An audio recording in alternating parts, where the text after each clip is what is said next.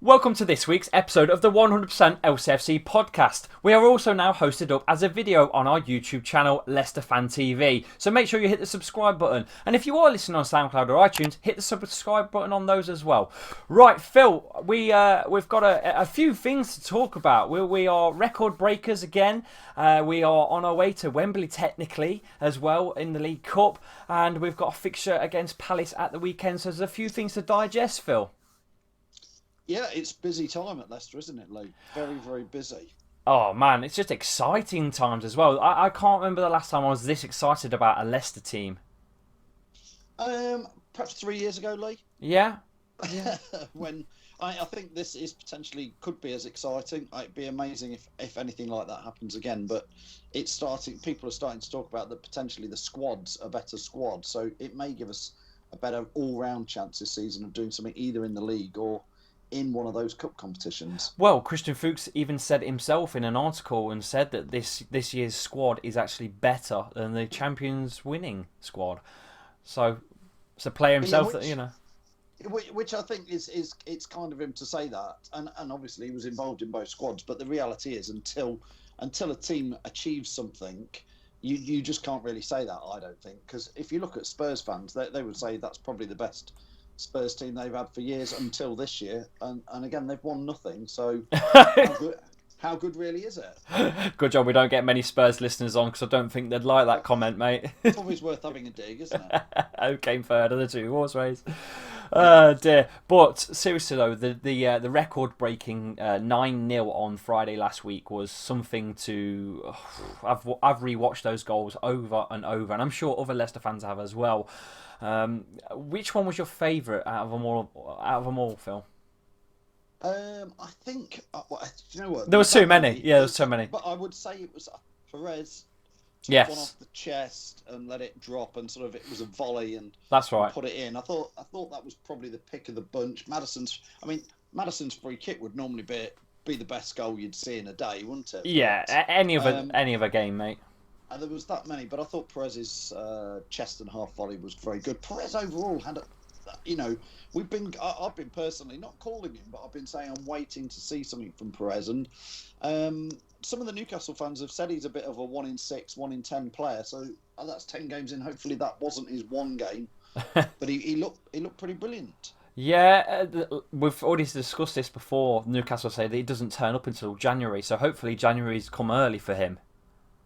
Yeah, absolutely. I mean, it was good for his confidence to get three goals. Brendan Rodgers has persisted with him and shown faith and kept playing him, and some of the others have been around the bench more, and Perez has sort of finally took his chance. So it'd be interesting to see how he backs that up against Palace this weekend. After that 9-0, and obviously last night I did a watch through on our YouTube channel. You can check that out if you are interested in re-watching anything. I covered some of the commentary and stuff last night. First time of doing that, Phil. I enjoyed doing it. I think I should do it more often. Yeah, it was good fun, Lee. I was watching the game and watching you react to it. It was quite entertaining, to be fair. Yeah, I think we should do a few more of those on the YouTube channel. So make sure you follow us at it's Leicester Fan TV on YouTube, isn't it? Yeah, if anybody wants to follow any of the social media stuff, just go to leicesterfantv.com and all the links are there at the top of the website, and you can find all the YouTube channels, Twitter, Instagram, Facebook. They're all there, Lee. Perfect. Right, Burton last night, though, Phil. They had a good go. Yeah. They had a good go. They did. I think 30 minutes gone, we were 2-0 down, and we were playing some lovely football that first 20 or 30 minutes. Yeah. I mean, Yuri Tillemans. Amazing. Again, really, really did well against Southampton. Bound to look great against the League One team, but he looked a star man yesterday. Yeah. He did drop off a little bit in the second half, Yuri. That first 30 minutes, we were sat there watching it going, this could get to 5 or 6 tonight. Could go higher. You never know, especially after Friday. But I don't know, Lee. Do you think we took the foot off the gas? I think what it was, mate, it was a proper cup tie. They were in it to win it. You know, there was no other result for them. They wanted to try and put us over. And that was as simple as that, you know. And not only that, they got a goal from out of nowhere, really. You know, Well, yeah, we had chances, Lee, before that to make it 3-0. we should have put it to bed. Missed chances. Yeah. Missed chances. Again, Nacho not quite firing on all cylinders. I was really pleased he got a goal, but there was a few stumbles and trips, but there was also some good stuff from Nacho last night. And I would say very similar for Demarai Gray last night. Some nice little touches, but some bad touches and bad. He pushed one right over the bar, well over the bar, one of his shots, and you just think we weren't clinical enough to take it to 3-0 and kill the game. And then you're right, Burton came into it big style. Yeah, and that's when they looked like they were going to keep coming at us, and they did. They kept coming at us. All in all, though, we put it away, put it to bed, 3-1, and we go into the next round.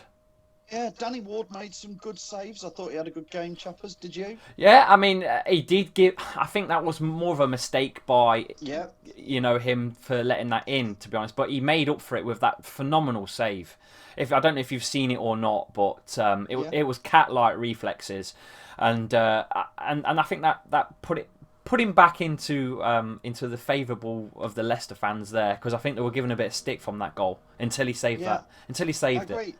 Yeah. And again, another player, Chappers, I want to be interesting to hear what you thought about Mark Albrighton, because he was heavily involved in the game yesterday and had plenty of chances. But again, he's not an out-and-out scorer, is he? But he seemed to find himself in front of goal a lot last night. Last night, I think he had enough chances really to at least get something on the score sheet for himself. Yes. And again, he didn't really, did he? He looked quite frustrated with himself that he hadn't, because it's obviously a big chance for him to show Brendan Rodgers, because he's not all about crossing, and he got in some great positions, but just again, we probably had 6 or 7 big chances where we could have made it quite comfortable, but hanging on until Maddison's, late third goal. Yeah, definitely. James, going back to Albrighton, I think he's a workhorse, mate. He pushes other players, he motivates other players, because he is a machine. He never stops, Albrighton. He will give you 110%. Either that's not the greatest performance or one of his best. You know that he's gave his all. He's probably a bit like James Milner is for Liverpool. And Milner's been there for years now, hasn't he? And did a similar job at Man City. He's not going to be your star man. No. Very often. He's going to pop up with a start, a winning or very important goal or cross quite often with the. But he's always, like you say, Mr. Consistent. He is. Never lets you down. He is, unless he's played out of position, of course. Which he was a little bit last night. He was asked to do a lot of this breaking forward and playing with obviously no Jamie Vardy in the team last night. The wingers were being asked a lot, and ditto with Demarai Gray, to go forward and create and take chances. Yeah, you just mentioned Jamie Vardy there. I'm going to swing this one onto Kelechi Iheanacho, because obviously he was our striker last night over Vards. Has he done enough, really, to prove that he is capable of holding his own? Because I still am on the fence. Last night, he got his goal, granted, but he also gave a very poor ball away, which led to their goal. Yeah, I think I want Nacho to succeed. I want him to do well, Lee. It's not over and dusted for him at Leicester yet. He's still got chances, but he took a goal last night, but he also, like I say, bumbled and trumbled and tripped and fell. And Lee, he's playing against League One defenders. If a £25 million Premier League top 4 team striker like Iheanacho can't rip to shreds League One defenders, it ain't looking good for him in the Premier League. I don't think he's going to get much game time this season, and I think come January, if we're in that top 4, we need to be looking to push on and invest and pull in a backup striker for the end of the season. Yeah, I'd still want to take Callum Wilson from Bournemouth, to be quite honest. He's a player that I've always looked at and thought he could do well at Leicester. Yeah, I agree. There is players out there. I bang the drum about players like Mitrovic and others like that. I just think come January, if Nacho's not started, he doesn't always make the bench even, Lee. We go into Premier League matches and don't have a recognised striker on the bench. We start with Vardy and Perez. We've got nobody on the bench to come on as a striker. Yeah, you're right. going up to the Palace game at the weekend, mate. Are you fancying us away again, or? Yes, if I'm honest. I mean, Palace have had a pretty decent season so far this year. They obviously had a couple of decent results, including beating Man United away, and they've done okay. I think it's not going to be easier going to Palace at all, but I think every Leicester fan fancies us to come away with something from somewhere like Selhurst Park. I'm trying to look at the previous stats on the Leicester versus Palace. You know, the history and stuff. It's looking like it's been an interesting one. I'll give you the stats. We've played 24 times. They've actually beaten us more than we've beaten them. They've beaten us 11 times. We've only won 8, and we've drawn 5 between. We are on 20 points this season. They're on 15. Our form is looking decent to theirs, to be honest. They've got a draw and a loss as their last 2 games, as in we've won our last 2 games. So our form's better than theirs. But the last meeting was on Saturday, the 23rd of February, and we lost at home 4-1. Yeah, they are. Yes, I do. Yeah. Yeah, you remember it now. I do. I mean, Lee, the season we won the Premier League, the 2015-16, it was sort of around March time. We went to Selhurst Park, and I don't know if you remember, that was the game where Leicester won, and all the Leicester fans stayed in for about 20, 25 minutes after the final whistle, just singing and singing. You're never going to believe us, but yes, we're going to win, and all that sort of stuff. That's the famous one. It is, and it was suddenly then that people started believing. The Leicester fans even started believing it could happen. I think if we were to go to Palace away and win on Sunday, again, you start to think, yeah, this is really shaping up to be a decent season. Claude Puel was manager, I believe, on the last fixture, because this was going back to February of 2019. So I don't think Brendan Rodgers was just quite appointed yet. I'm sure Brendan Rodgers is going to change all of the last result. I'm pretty sure he's gonna play with a high tempo. I can imagine there's going to be no changes from the Southampton game. No, I agree. I think it'll be pretty much the Southampton side that we put out that day back in against Crystal Palace. And I think he was right to rest a few players against Burton. I think that was right to let Vardy and Casper. They were all there on the bench, so they were there if needed. But I think that was the right thing to let them have a bit of rest and let some of the other guys, the Christian Fuchs, Albrighton, even Dennis Pratt. Yeah, we had £66 million worth of talent in the middle of midfield in Pratt and Telemans against Burton. So it was no shabby side, and I think it was a good move. Yeah, definitely, mate. Sometimes the managers do get a bit of a criticism for not treating these cups as a real cup anymore. But I'm going to completely agree with you that we did need to change it up a little bit and give our Premier League ambitions a rest up, so to speak.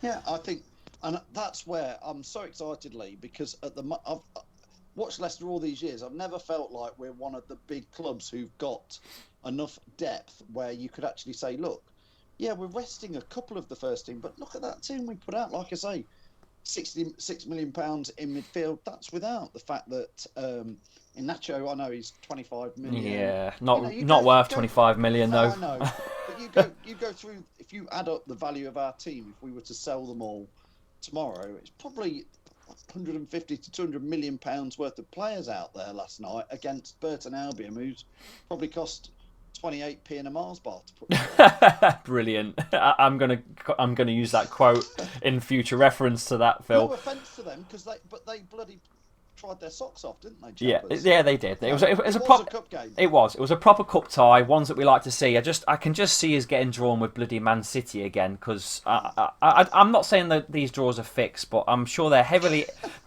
influenced for TV. I'm sure of it. You're talking about the balls are hot. I don't know. Maybe some little ridges on them or something. I don't know. But it's just... It can't happen 3 years on the trot. Quarterfinals against Man City. It could do, mate. And it might just do that. When is the draw? Is it Wednesday, not Thursday? It's Thursday. Thursday night. Morning. So a lot of people will be listening to this and the draw will have already happened. So they'll be either laughing or crying the fact that we're thinking it's Man City. We should have beaten Man City both last League Cup quarterfinals, Lee, shouldn't we? So, Yeah. We could do a bet on. No, we won't talk about betting just yet because yet again the who knows wins that we're both involved in. I didn't get a penny, to be honest with you, this week. I only got a couple of quid, Lee. I think the fans. There's too many fans joining in now, Lee, which is great. That's what we want. They're taking the money off us, which is what we want. The win pot last week was a £75 win pot, and I'm just looking at the stats here. You came fourth. Okay, I came fourth as well. Okay, I didn't realise I come fourth. I got £2.67. Yay for me. So, Yeah. but it goes on again this week, and I want to know, who have you picked out of the fixtures this week, Phil? Oh, can you see them, Lee? I have got them coming. I've got them right now. I can't see them at the moment. You read them out, and I'll. Okay, so we have we've got AFC Bournemouth versus Manchester United. Bournemouth at home. Yes, I think I've gone for a draw in that one. Okay, that's good because I've gone for the Cherries. Okay. Arsenal at home against the Wolves. Yeah, Arsenal for me in that one. Yeah, same. Villa versus Liverpool, hosting there, Villa. You've just got to go for Liverpool at the moment, haven't you? Yep, and I've gone with that as well. Brighton and Norwich, I couldn't call, so I've gone for a draw. Yeah, I think I'm going Brighton because they're doing okay this season. They're doing quite well, aren't they? So I've just gone for and Norwich. Crikey, they're exciting to watch because it's normally 4. They let 4 in and score 4. Which is why I couldn't pick. So I went straight down the middle. Man City at Southampton against Southampton at home. Sorry, and I've gone for Man City straight away. Yeah, it's got to be. Especially with the 9-0 that we put them by, I had to go Man City. Sheffield United at home, Burnley. Yeah, I've gone for Sheffield United. Same. I like the Blades. I like the Blades. Yeah. Yeah. I like what they're doing. I watch them. I've watched them every week. Match of the day. Yeah. It's one of the teams that I do enjoy watching. West Ham also in decent form, I suppose, against Newcastle United. Yeah, I don't like either of those two teams and clubs, so I'll put a draw. Okay, I've gone for West Ham at home. Chelsea away at Watford. Yeah, I've gone for Chelsea. Watford in a pickle. Leicester, I've gone for Leicester away at Palace. Yes, of course, you have to. And I've gone the Toffees and Spurs. I've gone for a draw. I think I've gone for Everton on that. Oh, have you? Yeah, Lee, we're going through this now and saying what we've picked and whatnot. Do you think the other players now are starting to listen to this and go, hey, look, listen to what those idiots have gone for? No wonder they're taking money off us. We're giving away our answer. Listen, I'm going to win one, Phil, and when I do, you won't hear the last of it. You won't hear the last of it, I'm telling you. Should be good. Lee, it's dead easy to do, isn't it? There's the Who Knows Wins app. You download that. Look for the Premier League fixtures by Leicester Fan TV, and anybody can play, and we'll share the links out there, loads and loads. And it's effectively chuck a fiver in. It's like betting with your mates down the pub, isn't it? Yeah, and fiver each. Exactly, and you can banter us and take our money, and then give me some stick on Twitter. It's fine. Absolutely. Well, 1 week you'll win, Lee. If we do this long enough, a couple of seasons, you'll win. Yeah, with all the money I've put in, I'm not really going to win, am I? Let's be honest. One day. And like you say, we won't hear the end of it. Yeah, exactly. I will be. I'll probably just make an episode of the podcast just on bantering about winning. Sounds good. Right, Phil, is there any more shows or any gossip that you have before we cut? Well, we've got obviously Jamie from the Fox's Arms does his weekly show. It is on Facebook, and then we put it up on YouTube every Sunday morning, live on that. I hear rumours from James and Neil, who run the Kit Room show for us, that it's doing a comeback this week with a new look. So okay. Yeah, there's always loads and loads of stuff. Simon Mack went to the match for Burton Albion, always does a match preview for the Crystal Palace game. It's all on LeicesterFanTV.com, Lee. Brilliant. Make sure you check out LeicesterFanTV.com. You can follow me on Twitter at Lee_Chappy. You can follow Phil on Twitter at Phil Holloway 71. There you go, Phil Holloway 71. And all of our content on Facebook and Twitter at 100LCFC.